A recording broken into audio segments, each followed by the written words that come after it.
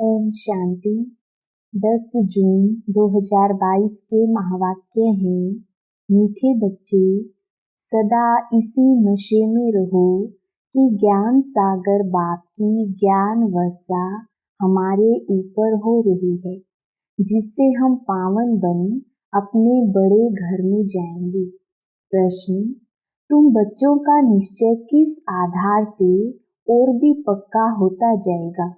उत्तर: दुनिया में जितने हंगामे बढ़ेंगे, तुम्हारे दैवी झाड़ की वृद्धि होगी, उतना पुरानी दुनिया से दिल हटती जाएगी और तुम्हारा निश्चय पक्का होता जाएगा।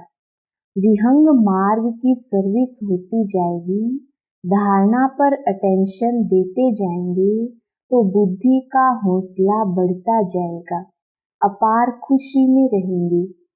ओम शांति। बच्चों को रोज यह कहने की दरकार नहीं रहती है कि शिव बाबा को याद करो। बच्चे जानते हैं हम शिव बाबा की संतान हैं, कहने की दरकार नहीं रहती। शिव बाबा हमको इस द्वारा पढ़ाते हैं। ये है ज्ञान सागर के ज्ञान की वर्षा। बच्चों की बुद्धि में है कि ज्ञान सागर की अब हमारे ऊपर ज्ञान वर्षा हो रही है। जो आकर ब्राह्मण बनते हैं उन पर ही मैं ज्ञान की वर्षा करता हूँ, बच्चों के सम्मुख होता हूँ। अभी बच्चे सम्मुख बैठे हैं, बाबा घड़ी घड़ी सम्मुख होने का नशा चढ़ाते हैं। माया फिर नशा उतार देती है, किसका पूरा उतार देती, किसका कम। बच्चे जानते हैं हम आए हैं सागर के पास रिफ्रेश होने, अर्थात मुरली की पॉइंट धारण कर डायरेक्शन लेने। हम उनके सामने बैठे हैं। इस ज्ञान सागर की वर्षा एक ही बार होती है। बाप आते ही हैं पतितों को पावन बनाने। महिमा भी ऐसे गाते हैं, हे पतित पावन। सत्युग में तो ऐसे नहीं पुकारेंगे, वहाँ तो ज्ञान सागर की ज्ञान वर्षा से पावन बने हुए हैं। ज्ञान के साथ फिर वैराग्य भी है। किस चीज का? पुरानी पतित दुनिया का बुद्धि से वैराग्य आता है। बच्चे बुद्धि से जानते हैं कि अभी हम नई दुनिया में जाते हैं, पुरानी दुनिया को छोड़ना है। इसको वैराग्य अक्षर कह दिया है। जैसे बाबा नया मकान बनाते हैं तो पुराने से बुद्धि योग हटकर नए से लग जाता है। समझते हैं पुराना खलास हो तो हम नए में जाएं। बच्चे भी अंदर में कहते होंगे जल्दी जल्दी स्वर्ग की स्थापना हो जाए, तब हम अपने घर जाएं, सुखी हों। पहले पहले हम साजन के साथ घर जाएंगे। यह पियर घर है, यह छोटा, वह बड़े बाबा का घर बड़ा घर है। तुम जानते हो वह तो सभी आत्माओं का घर है। यह तुम बच्चों की बुद्धि में है और किसकी बुद्धि में नहीं है। आगे तो अंधियारा था, अब सूझरा है। यह भी समझते हो कि ज्ञान तो सब लेंगे नहीं, घर तो सब जाएंगे जरूर। तुम बच्चों की बुद्धि में है कि अब हम अपने घर जा रहे हैं, श्रीमत पर लायक बन रहे हैं, स्वर्ग के लायक बनना है। एक तो मुझे याद करो तो विकर्म विनाश हो जाए, दूसरा चक्र को फिराओ। सृष्टि का चक्र कैसे फिरता है, इनकी आयु कितनी है, कौन कब आते हैं, ये सारा बाप बैठ समझाते हैं। ये जो कहते हैं मनुष्य 84 लाख जन्म लेते हैं, तो क्या सभी लेते हैं? अभी तुम जानते हो 84 जन्म होते हैं, उनका भी हिसाब है। सब तो 84 जन्म भी नहीं लेंगे, शुरू से लेकर पुनर्जन्म में आते रहते हैं। पिछाड़ी में किसके 1-2 जन्म भी होते हैं। पहले पहले जो आएंगे वो 84 जन्म लेंगे। जैसे मिसाल यह लक्ष्मी नारायण है। मनुष्य भल इन्हों के मंदिरों में जाते हैं, परंतु कुछ भी पता नहीं है। बस कहेंगे भगवान भगवती का दर्शन करने जाते हैं, परंतु इन्हों की यह राजधानी कैसे स्थापन हुई ये कुछ भी नहीं जानते। जिसकी पूजा करते उनके ऑक्यूपेशन कोई नहीं जानते तो वह पूजा क्या काम की। इसलिए इनको कहा जाता है अंधश्रद्धा। जप तप तीर्थ आदि करते हैं, समझते हैं इनसे भगवान को पाने का रास्ता मिलता है, परंतु इनसे कोई भगवान मिल नहीं सकता। समझो यहाँ भी कोई कोई आते हैं, जगदम्बा के मंदिरों में आते हैं दर्शन करने। बाबा समझेंगे इनकी बुद्धि में कुछ बैठा नहीं है। तुम्हारी तो सब मनोकामनाएं पूरी हो रही है ना। जगदम्बा का पाठ एक्यूरेट चल रहा है। बरोबर जगदम्बा का पाठ ऊंचा है। पहले लक्ष्मी, पीछे नारायण। तुम्हारा यह अंतिम जन्म है। हिसाब किताब यहाँ से चुकता होता है। कर्म का भोग भोग कर छूटना है और बाप की याद में रहना है। वास्तव में बच्चों को याद करना एक बाप को ही है।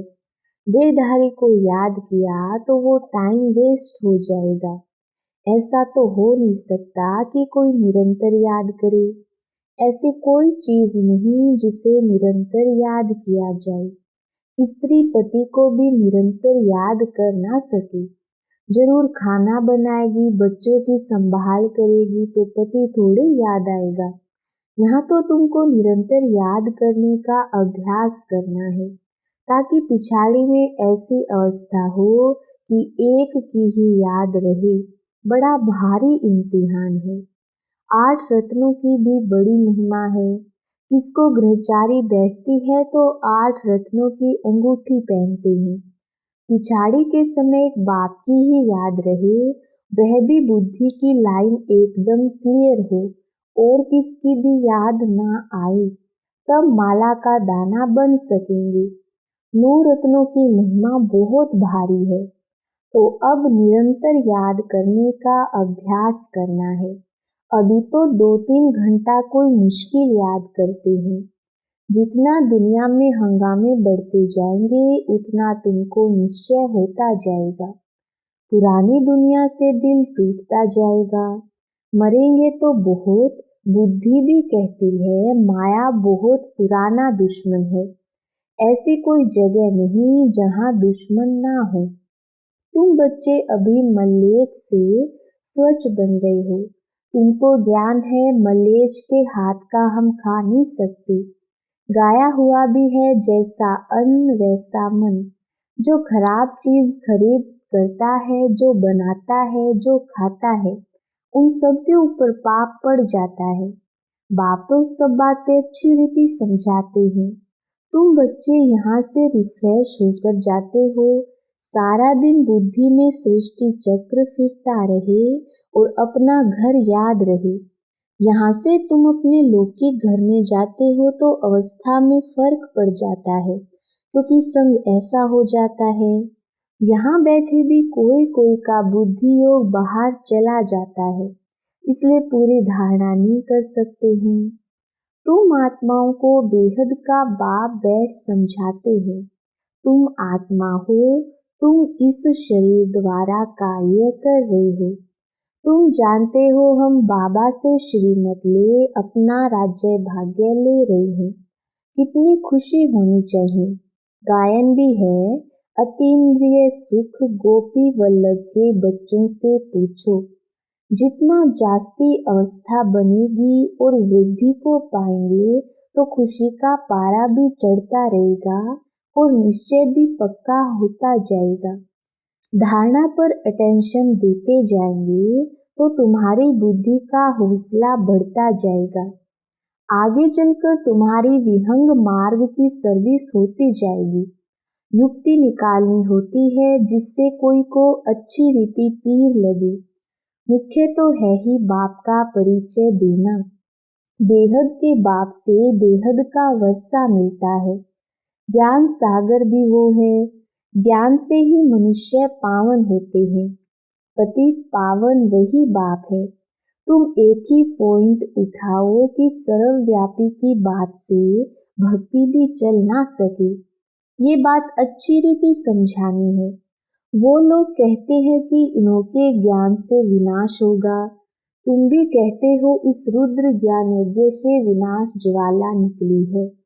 वह भी सच कहते हैं, कोई बात नहीं मानेंगे तो विनाश ही होगा और क्या।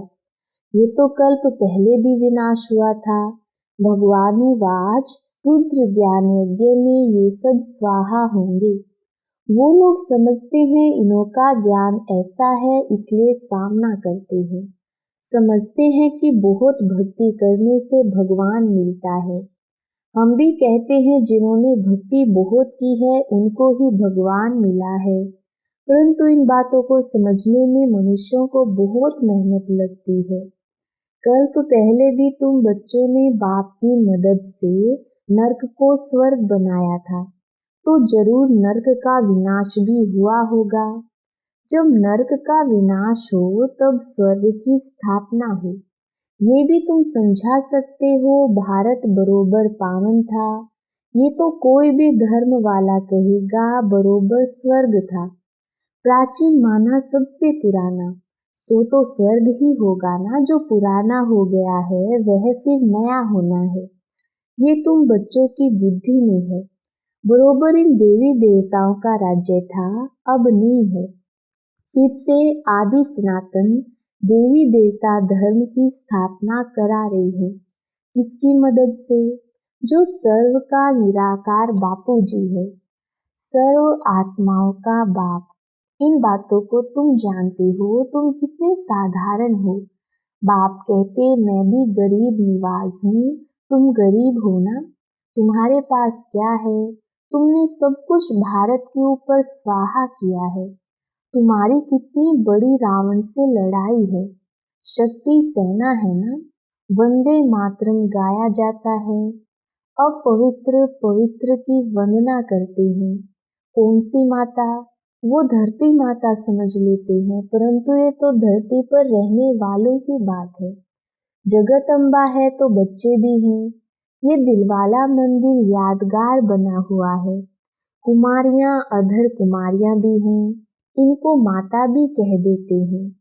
तुम कहते हो बाबा हम तो बीके हैं, हमको माता ना कहे बेटी कहो, हम कुमारी हैं। कितनी गुह्य समझ की बात है, परंतु उठा नहीं सकते हैं। पुराना जन्म जन्मांतर का भान बैठा हुआ है, वो टूटता ही नहीं है। तुम्हारी बुद्धि में है कि बाबा हमारे सामने बैठे हैं, आत्माओं से बात कर रहे हैं। बाप की इस शरीर में प्रवेशता है। बाबा आकर अलौकिक दिव्य कर्तव्य करते हैं। पतित को पावन बनाने के लिए पढ़ाते हैं। पूरी याद रहनी चाहिए। हमको पतित पावन शिव बाबा पढ़ाते हैं। पतित पावन सबसे ऊंचा हुआ, फिर बाप टीचर भी है। पहले पहले अक्षर ही आना चाहिए पतित पावन। उनको याद करते हैं, ओ गॉड फादर आओ, आकर फिर से हमें राजयोग सिखलाओ। बाप भी कहते हैं फिर से तुम बच्चों को सहज ज्ञान योग सिखला रहा हूँ।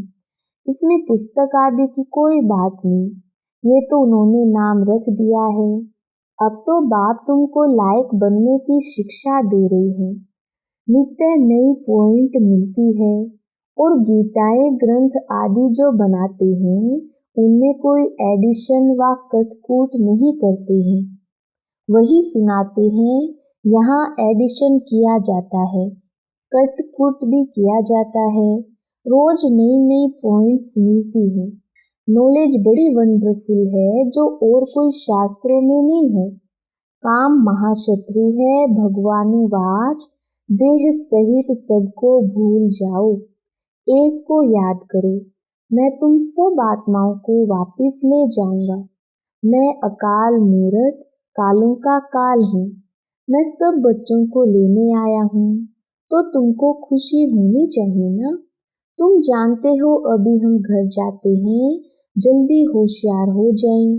बाबा से वर्षा तो ले लेवें, तब तक लड़ाई ना लगे। बाबा कहेंगे मैं थोड़ी कुछ कर सकता हूँ, पहले रिहर्सल होगी। अभी तो राजाएं आदि भी नहीं आए हैं। राजस्थान पर भी समझा सकते हो। बोलो, तुमको पता है कि राजस्थान नाम क्यों पड़ा है? भारत में लक्ष्मी नारायण का राज्य था ना, फिर से वो राजस्थान होना चाहिए। सो अब फिर से स्थापना हो रहा है, हम जानते हैं, परंतु बुद्धि में जब बैठे तब खुशी का पारा चढ़े। भक्ति मार्ग में देवताओं के मंदिर बनाते हैं। भारत में कितना धन था, हम फिर से इनको दैवी राजस्थान बनाते हैं। इन बातों को आकर समझो। समझाने का भी उमंग होना चाहिए। यह भी सेमिनार है ना, कैसे सर्विस करनी चाहिए। बाबा ने समझाया है, कुमारियां, माताएं, गोप सब इकट्ठे सुनते हैं। ऊंच से ऊंच एक भगवान है, कृष्ण नहीं। तो राजस्थान पर तुम समझा सकते हो। बरोबर राजस्थान था, जिनों के मंदिर बने हुए हैं, फिर से हम बना रहे हैं। बाप हमको राजयोग सिखा रहे हैं। तुम भी ट्राई करो आधा कल्प के लिए, फिर कभी रोना नहीं पड़ेगा। हम राम की श्रीमत से रावण पर जीत पा रहे हैं। अक्षर सुनेंगे तो अंदर जचेगा। जिनको तीर लगेगा वो समझने के लिए आ जाएंगे। यह बेहद का सेमिनार रोज बाबा करते हैं। ये है आत्माओं का परमात्मा के साथ सेमिनार। अच्छा, मीठे मीठे सिकिलधे बच्चों प्रति माता पिता बाप दादा का याद प्यार और गुड मॉर्निंग। रूहानी बाप की रूहानी बच्चों को नमस्ते। हम रूहानी बच्चों की रूहानी बाप दादा को याद प्यार गुड मॉर्निंग और नमस्ते जी। धारणा के लिए मुख्य सार। पहला पॉइंट, कर्म भोग से छूटने के लिए एक बाप की याद में रहना है। देहधारी की याद से टाइम वेस्ट नहीं करना है। बुद्धि की लाइन बहुत क्लियर रखनी है। दूसरा पॉइंट, भोजन बहुत शुद्ध रखना है। जैसा अन्न वैसा मन, इसलिए किसी भी मलेच्छ के हाथ का भोजन नहीं खाना है।